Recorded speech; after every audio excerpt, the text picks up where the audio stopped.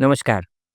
पूर्ण रूपमा स्वस्थ र आरोग्य जीवनका लागि शारीरिक स्वास्थ्यसँगै मानसिक स्वास्थ्य पनि त्यत्तिकै महत्त्वपूर्ण छ। मानसिक स्वास्थ्य हाम्रो सोच, व्यवहार, सम्बन्ध र समग्र जीवनको गुणस्तरसँग प्रत्यक्ष रूपमा जोडिएको विषय हो। नेपालको संविधानले प्रत्येक नागरिकलाई राज्यबाट आधारभूत स्वास्थ्य सेवा निःशुल्क प्राप्त गर्न हक दिएको छ, जस अन्तर्गत मानसिक स्वास्थ्य सेवा पनि एक हो।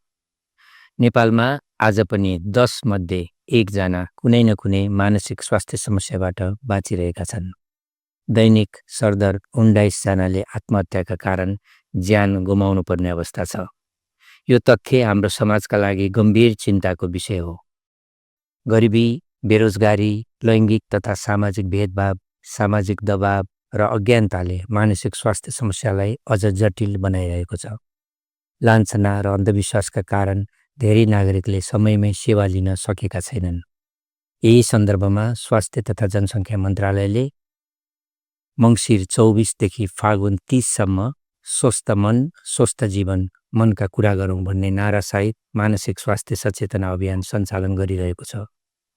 यस अभियानको उद्देश्य मानसिक स्वास्थ्य सेवालाई प्राथमिक स्वास्थ्य सेवासँग एकीकृत गर्दै सबै नागरिकको पहुँचमा यो सेवा पुर्याउनु र खुल्ला संवादको संस्कृतिलाई प्रोत्साहन गर्नु हो।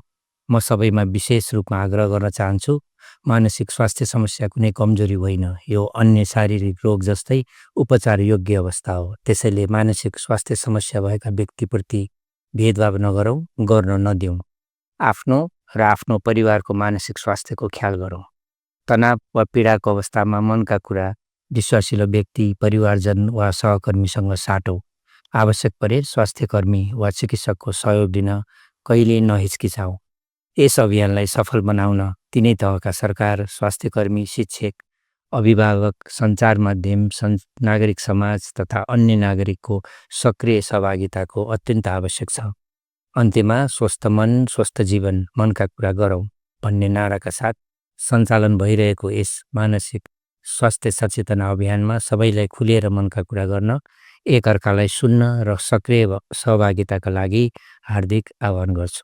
धन्यवाद। स्वस्थ मन, स्वस्थ जीवन, मानसिक स्वास्थ्य सचेतना अभियान 2082।